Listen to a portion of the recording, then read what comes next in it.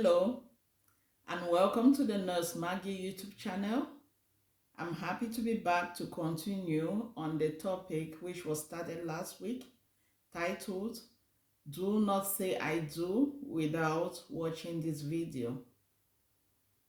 I'm excited to be back. I thank every viewer of my video and I thank all of the subscribers.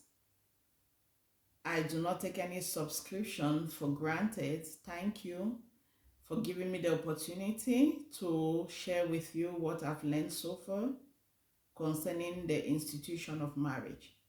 Last week, we talked about the importance of seeing a marriage counselor, and we also talked about the importance of checking out religious and faith backgrounds. If you are just joining us now, I implore you to please check out the video of last week. Do not forget to comment. Do not forget to share with our youths and anybody that is unmarried and wanting to get into this very important institution. We would go right in and start our discussion. Thank you for watching. And we'll continue today with the third point, which is addictions. It is very important for us to understand that addictions, when we talk about addictions, we're not limited to drug abuse and alcohol, but we also including psychiatric diagnosis. We also including behavioral health. Behavioral health, we're talking about personality disorders. For psychiatric health or diagnosis, we're talking about dealing with depression, suicidal ideation, bipolar, for example. And with drug abuse, we're talking about cigarette smoking. I would like to include that. We're talking about using weed, marijuana, cocaine, PCP. We're also talking about pornography. We're also talking about gambling. Outstandingly, all of these addictions are interlinked. It is usually very difficult to separate them one from the other because most times it doesn't matter where a person starts. In most cases, we see that they end up with the other symptoms as well. Or, for example, you have somebody who's dealing with depression, and years down the road, they start using drugs as a means to cope with this diagnosis, and vice versa. Okay? So it is important to ask and get that person's history. You want to know in the present if they have any psychiatric diagnosis. You want to know if they have any behavioral diagnosis. You also want to know if they are dealing with drug abuse or any other addiction to pornography. Are they gamblers? And is that person a gambler? You want to know that. And if it's in the past, how far back? Okay, if you tell me you were addicted to gambling, how far back was that addiction? And if it's of recent, in the last 1 year, in the last 2 years, in the last 5 years, are they still seeking help for it? Do they have to be attending Alcohol Anonymous groups? Are they compliant? Are they doing it? If it was let me say depression, a psychiatric diagnosis depression, was it situational depression?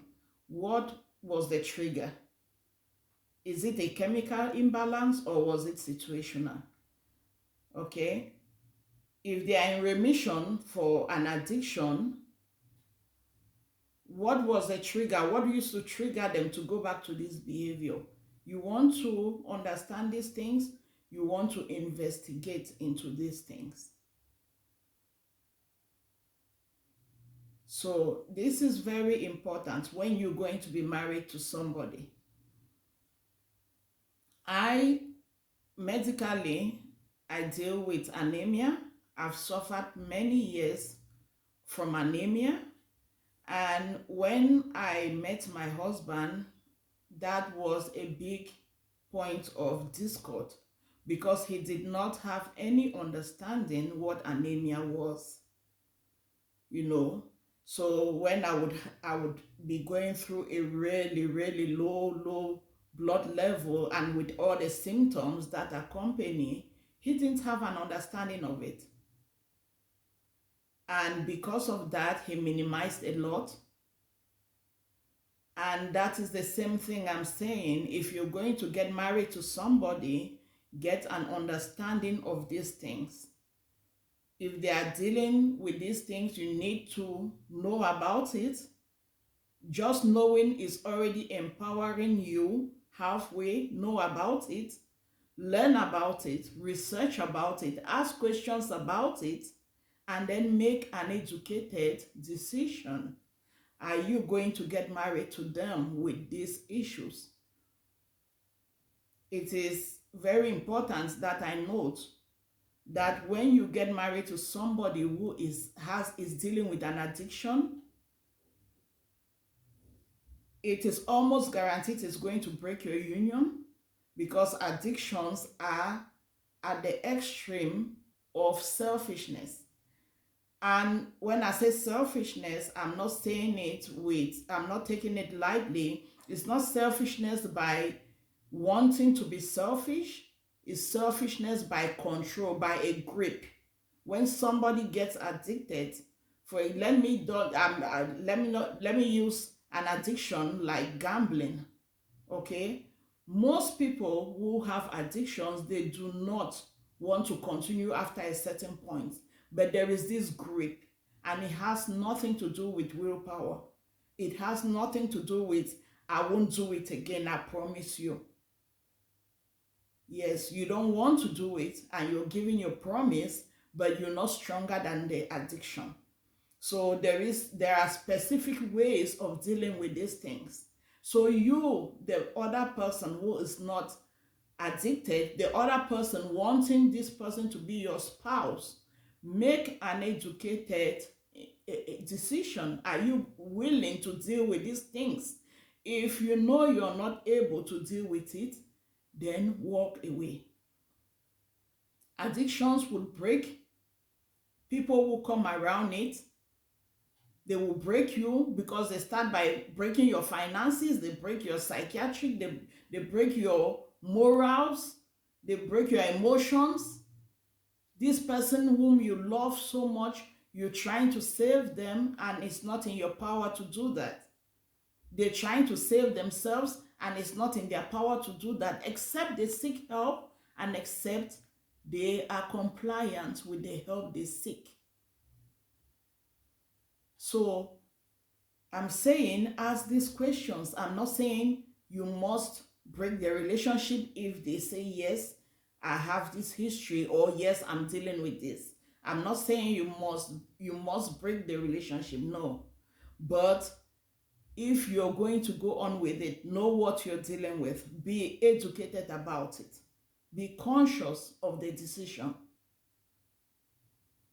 You know, an army does not go to fight without his weapons. If you're going to deal with it, arm yourself to deal with it. So this is very important to note. And when we talk about addictions, when it comes to intimacy, I always like to bring up pornography. Pornography is an addiction that is so ravaging, yet it is underlooked in most cases. We minimize its effects. You know, what type of relationship, when you meet somebody who's addicted to pornography, what type of relationship, you, a regular woman, let me use myself as an example.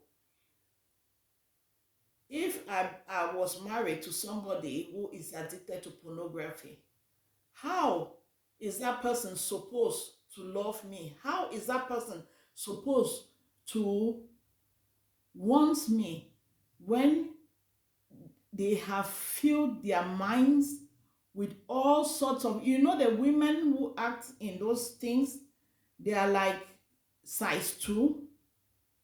They are like size 2. Some of them, they are size 2 down here. Their chest over here is like a Z cup with tiny little hands, or some of them are even buff. They have muscles.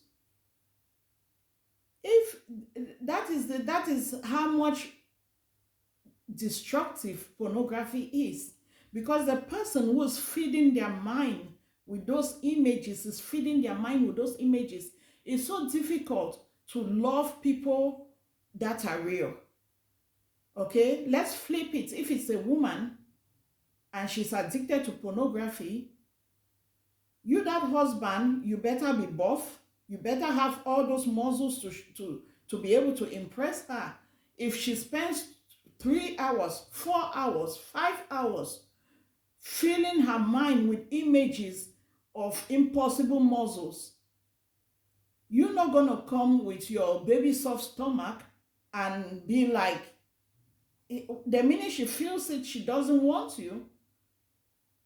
So it's not to be taken lightly. And I know that some people who are addicted to pornography, they will tell their partners or whatever, their girlfriends, their boyfriends, that, oh, it's good, it teaches me how to be with a woman, it teaches me how to deal with a man. To me, I would call that camouflage. It's just like it's an addiction and they are protecting their addiction. Sometimes it starts with 30 minutes, it starts with once a day, and it just builds up.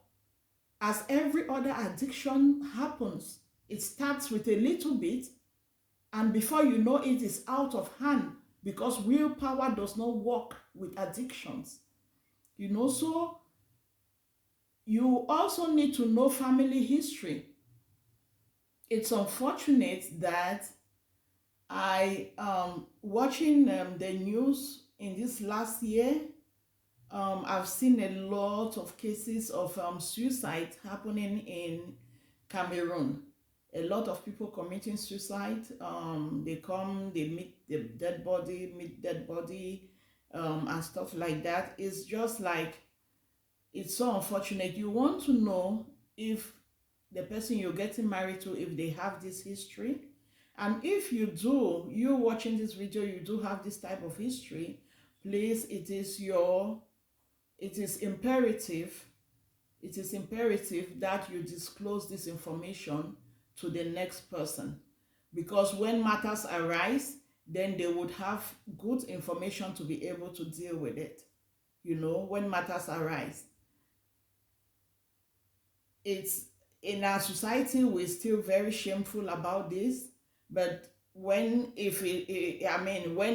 get to wanting to get married to somebody, it is very important that such informations are disclosed. Okay, so that the other person would know. Most times, I believe they will get married to you if you have a history of suicide activity in your family. Maybe one person in your family committed suicide. I don't think that's enough information for somebody to say, I will not marry you. But down the road, if you start showing symptoms of depression, then they have better information to be able to deal with that, and to be able to look out for your good. That's what I'm saying. So with this information, they are very important to disclose and to discuss. Okay? And please, for you who is listening to me, ask the other person, ask them, because we have this thing where they say, I did not tell a lie, I just omitted information. So ask them so that they do not omit information that's vital. And for things like alcoholism, do you know that alcoholism runs down through the DNA chains? it goes from generation to generation, except it is broken spiritually, I would want to say, because that is my belief. But addictions, something like alcoholism, it goes from generation to generation. A father is alcoholic and he has 5 sons, 1, 2, or 3 of them come up as alcoholics, and they are intelligent and they are functional, but yet they are alcoholics. The daughters too, you know. So it is past time for us to be doing denial, especially when it's that person sitting in front of you. This is not for the whole society, it's not for the whole community, but that particular person in front of you, you want to deal with it, you want to know about it, and you want to take an educated decision about it. All right, so let's go to the next point. The next point I'll bring up would be roles in marriage. We have 2 roles in marriage. We have the traditional roles and we have the contemporary roles. Most times in our African marriages, we do observe traditional roles. And this is: the woman cooks, she cleans, she does laundry, she raises the kids, she makes sure their homework is done and stuff like that. And in the Western world, some African families included, they do the contemporary roles. The husband and the wife, they both involved at equal or almost equal degree of contributions. Some days the husband does dinner, some days, weekends, he does laundry. Sometimes he could do the dishes, why not? Especially when the kids are still young. So you want to know the expectations of your partner in getting into marriage. And this would be important in also affecting your financial decisions.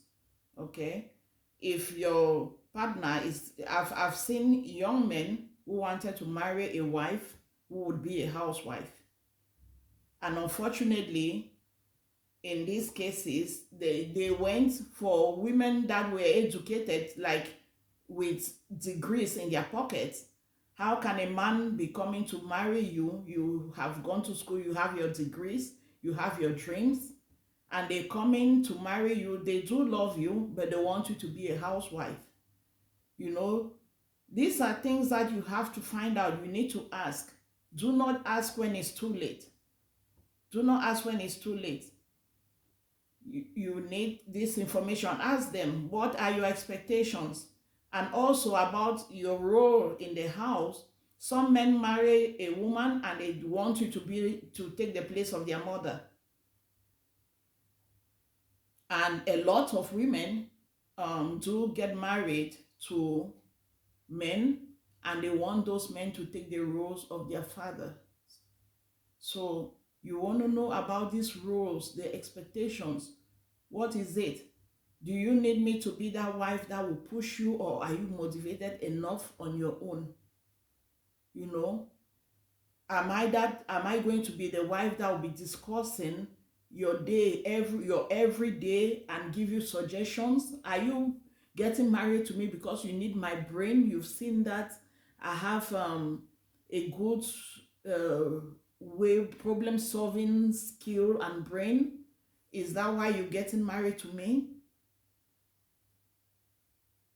What is the role? Why are they getting married to you? Of every woman that they met, you want to get that understanding. It's going to help a lot in your marriage. Okay, and talking about this, let me bring in a little story that I got some years back. There was this pastor who got married, and they got married pretty young. He was a pastor already, and the wife did not know what the expectation was, and she got into the marriage. And the minute she was in, he turned her into his personal stripper and prostitute. He started gradually buying her all sorts of things, green wigs, blue, red, 6-inch heels, leather, leather, maybe bras and panties, leggings, whips, and all those things that maybe strippers use to entertain in their clubs. He bought those things for her. And every evening when he's done with his church duties, he comes home and he wants her to perform as a stripper, and she put up with it. So many years she was acting as a stripper. It was tearing her inside, but the way we like to be hypocritical. When they go out, she smiles, she's a pastor's wife. When they come home, she's a stripper to her husband. So this went on for so many years. And unfortunately, she got to a point where she couldn't take the abuse anymore. She killed him brutally, and she called the police, and she told the police, I was happy I killed him, because for so many years he made me do and be a person that I was not supposed to. I wasn't that person. I was not a stripper. I was not a prostitute, but he made me act that way. It's unfortunate that she got married to this man without knowing the expectations, without knowing his expectations. And maybe his only preoccupation for getting married to her was that he saw that maybe her size, maybe she had a figure 8 and stuff like that, and she was a perfect candidate to play these things to him, since he couldn't go out, given his title, given his religious personality. So we want to know these things. It's very important to know what the expectation is, and for us to decide beforehand if we can meet up with these expectations or not. So we'll go to the next point. That will be finances. Finances. There are 3 things that stand out in a marriage. There is communication, and then there is finances, and I knowingly and willingly put love at the 3rd place. If communication does not kill love, finances could kill love. So finances is very important, and it is something that has to be discussed beforehand, what the expectations are also. If your marriage is, if the roles, the expectations, if you are traditional in your approach to marriage, then the man brings in the bigger part of the income, because these days a lot of women do work. They want to work. They want to contribute. So the man brings in the bigger part of the pie. If it is contemporary, maybe it's 50-50, maybe 70-30, but this is something that has to be discussed. Sometimes, or you have the woman making more money than the husband. In those cases too, you have to have an understanding. Is because the woman making more, is she the person to bring 70 and the man brings 30? Do not assume, please. We should not assume these things, because in the long run it's going to bring problems. And for men, you have to understand, sometimes you can have a woman who brings more money, but culturally and psychologically, she doesn't see it okay for her to be the person to shoulder most of those responsibilities. You already have to know that. Don't just get married to her and say that she's making 6 figures. She's going to take 60-70%. Do not assume it. Maybe she doesn't want to take 60-70%. So this is something to be discussed, and an agreement is not written in stone, on stone. It's not written on stone. It can always be adjusted how things go along the way. Sometimes childbirth, she might have to stay home to take care of the child. It's going to be adjusted during that time. But for right now, before we get into the union of marriage, how are we going to handle our finances? You also have to discuss, very importantly, um, like, oh my goodness, I'm trying to summarize this. You're going to have to discuss about investments. You're going to have to discuss about spending for today, and you're going to have to discuss about savings. You know, I've seen a lot of cases where people from the two extremes come together and it is chaos. One person is a saver, likes to save, and the other person likes to spend. And especially when it is the husband that the wife, in our African settings, the husband is the head of the family, and the wife is trying to be like, oh, let's save this much, this part of this money, we can save it for this and for that. And the husband is just spending, spending, spending, spending. So all the time, the family is in hardships. It's in hardships because some of our husbands, they feel like they do not need to take a permission to be able to spend your own money. So you just sit like this and you notice that he has spent this amount for this, he has spent this amount. It's just like, how do you handle that? That is why it is important to make a foundation at the start of everything. Know the other person's mindset. Are you a thrifter? Are you somebody who pinches money? Or are you an overspender? You need to find a middle ground. Come to an agreement, in a month. Work by percentages, since you don't know, with every year there could be a salary increase, or if you're business people, there could be an increase in your income. You want to work with percentages. And what percentage do you think we're gonna live off of? That's the rent, the food, and all those things. What percentage? Maybe we say 60% or 70% is going to go for our daily expenditures. Okay, 10 or 15% could go into a savings account, and we could be using this other percentage to be able to invest. So those things, what type of investments are possibilities? Maybe already the two of you could go and talk to financial experts about bonds, treasury bonds and stuff like that. Go already, look for information, already determine. Even if you do not have the whole portfolio already, work together. Finances, how are we going to handle it? Because these finances things, it brings a lot of problems in marriages, a lot. It's so difficult to see two people that regard and deal with money in the same way.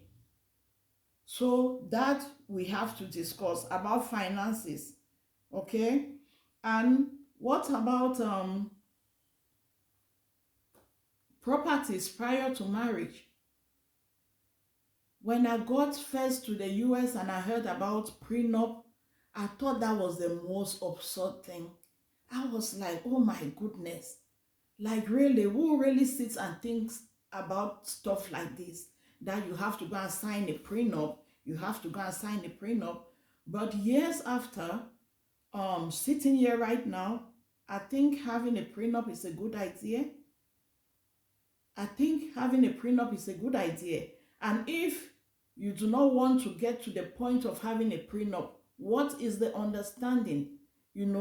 Especially when we see that in our communities, and even in the Western communities, I've seen it, where somebody dies and the family comes and there's a whole scramble.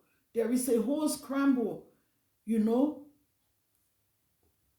So I don't know, sometimes like in our African societies, you might have somebody who some people get married later in age, and before they got married, they already had all these things listed.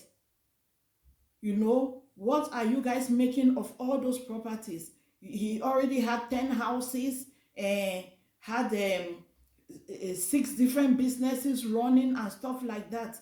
What is the agreement? Because when you acquired those things, I was not in your life. I was not in your life. And here I come. Okay, here I come. You do have family. You do have, maybe you do have kids that you had prior to me coming into the picture. What is the agreement concerning these things? It is very important to discuss your finances, things obtained before you met, and things that will be obtained after you met, investments and stuff like that. These things have to be clear. You know, the one thing that I came to find out with us, especially Africans, living in Europe, living in the US, is that you have a lot of couples doing separate investments, and let me say separate and sacred investments. You have a woman, she's investing here, and the husband does not know. You have the husband, he's investing there, and the wife does not know. That is, it's I think it's so unacceptable, and it's happening. So I mean, the behavior is unacceptable, and I think the reason it's happening like this is because these two people never laid a foundation, a financial foundation. Okay, by percentages, they never laid it down. So you have, for example, the wife, she's making her money and she spends it on her family, and she spends it on wearing really good clothes, and she's going on vacation, and she's taking care of herself. And then the man, maybe he's taking care of the majority of the bills, and the money that he's trying to put aside, he doesn't see it like he wants to share it with his wife, who is not cooperating with him. I'm using the wife this time because I don't always want to talk on this on the a little negative side of the men. So the wife doesn't want to cooperate. So eventually he does that which is his responsibility, to pay the bills as he's paying, and the remaining money he hides it somewhere, he keeps it sacredly somewhere, and he starts investing. And he's like, because you squander your own money, you're not taking any part of mine. I'm going to do it sacredly. That is my understanding. That is my suspicion why people do that. But in the first place, if they came together and laid a foundation and discussed the time that, you don't know, life happens. If somebody goes out of work, you know, what do we do? Are we going to downsize? Are we going to this? Or when you have a baby and stuff like that, lay a foundation. Be fair, be transparent. Be fair and be transparent. Be fair and be transparent.